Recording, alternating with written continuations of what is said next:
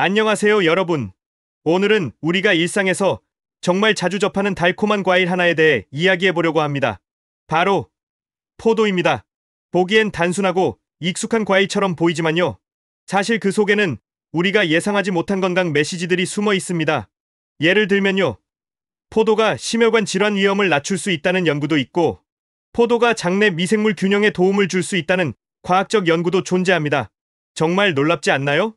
오늘 영상에서는 포도가 왜 건강에 유리한 과일로 주목받는지, 어떤 영양소가 들어있는지, 어떤 효능이 있는지, 그리고 반대로 어떤 경우엔 주의해야 할지까지 과학적 근거를 바탕으로 차근차근 살펴보겠습니다. 끝까지 함께 해주세요. 그럼 먼저 포도에는 어떤 영양소들이 들어있는지부터 알아볼까요? 첫 번째로 포도는 비타민C, 칼륨, 식이섬유 등이 포함되어 있습니다. 기본적인 영양소들이 고루 들어있는 거죠. 두 번째로, 그리고 이게 정말 중요한데요. 포도는 플라보노이드, 프로안토시아니딘, 안토시아닌, 스틸벤 같은 식물성 생리활성 물질이 정말 풍부하다는 보고가 있습니다. 이런 물질들을 통틀어서 폴리페놀이라고 부르는데요. 우리 몸에서 항산화 작용을 하는 중요한 성분들입니다. 세 번째로 대표적으로 포도의 껍질이나 씨에 이러한 항산화 물질이 몰려 있다는 연구가 있습니다. 그래서 포도를 먹을 때 껍질을 벗겨서 먹으면 아까운 거예요.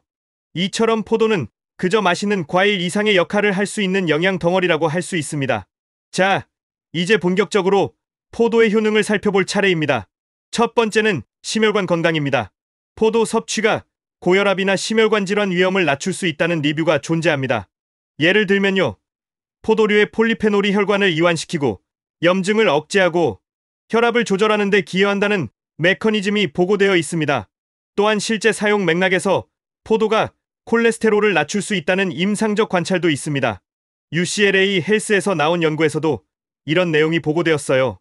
따라서 혈압이 걱정되시거나 콜레스테롤 수치가 높으신 분들은 포도를 단순한 간식으로 넘기지 마시고요.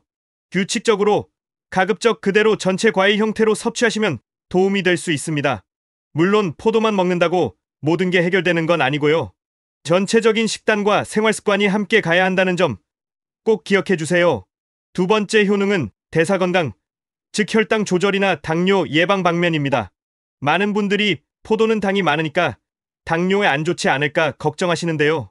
여러 연구에서 포도의 생리활성 물질이 인슐린 저항성을 개선하거나 제2형 당뇨 위험을 낮출 가능성이 있다는 분석이 나와 있습니다.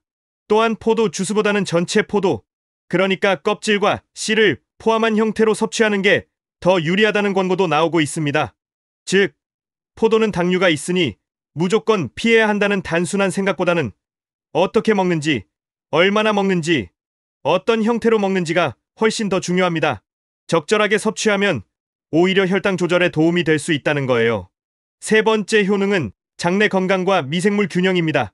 포도가 장내 건강에도 긍정적인 영향을 줄 수 있다는 최근 연구들이 있습니다. 리뷰에서 포도의 폴리페놀과 섬유가 장내 미생물을 조절해서 비만이나 대사질환 위험을 낮추는 데 기여한다는 보고가 있습니다. 예를 들면요. 고지방 시기를 준 동물 모델에서 포도씨 추출물이 장내의 유익균 증가와 염증, 마커 감소를 유도했다는 결과가 있습니다. 따라서 장이 약하시거나 변비, 소화불량 같은 게 있으신 분들은 포도를 일상 간식으로 한번 고려해 보실 수 있습니다. 단, 과다 섭취 시에는 섬유나 당류 부담이 있을 수 있으니까 주의하셔야 합니다. 네 번째 효능은 눈 건강, 피부, 그리고 노화 방지입니다. 포도가 지닌 항산화 물질 덕분에 이런 측면에서도 기대할 수 있는 부분이 있어요. 한 임상시험에서요. 포도 섭취가 노인 성인에게서 망막 색소 집적을 개선하고 눈 건강 지표를 개선하는 것과 연관이 있었다는 연구가 나왔습니다. 또한 포도의 레스베라트롤을 포함한 스틸벤류가 세포의 산화 스트레스를 낮추고 노화 관련 염증을 억제할 수 있다는 논문도 존재합니다. 여러분, 레스베라트롤 많이 들어보셨죠? 포도의 풍부한 성분입니다. 즉, 포도는 단지 한순간의 달콤함이 아니라 장기적인 세포 건강과 노화, 대비 관점에서도 유의미한 선택이 될 수 있습니다. 특히 피부 노화가 걱정되시는 분들, 눈 건강이 걱정되시는 분들은 포도를 꾸준히 드시면 좋습니다. 자, 여기까지 포도의 좋은 점들을 쭉 살펴봤는데요. 하지만 좋은 과일이라도 어떻게 먹느냐, 누가 먹느냐, 양과 형태가 정말 중요합니다.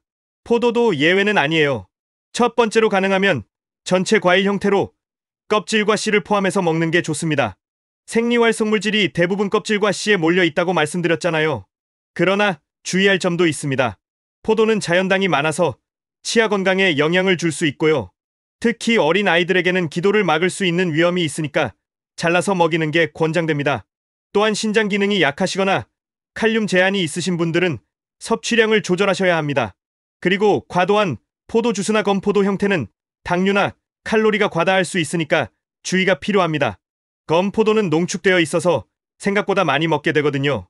따라서 포도를 많이 먹으면 무조건 좋다는 단순한 메시지보다는 개인의 상태와 섭취 형태, 양을 함께 고려하는 게 정말 중요합니다.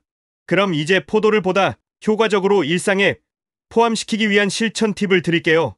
첫 번째, 간식 대체용으로 활용하는 방법입니다. 포도 한 컵, 약 150g 정도의 견과류 몇 알을 함께 드시면 단맛의 섬유, 그리고 건강한 지방의 조합이 정말 좋습니다. 두 번째, 식사 중 디저트로 활용하는 거예요. 식사가 끝나고 포도를 몇 개 드시면 디저트로 설탕 간식을 먹는 걸 줄이는데 도움이 됩니다.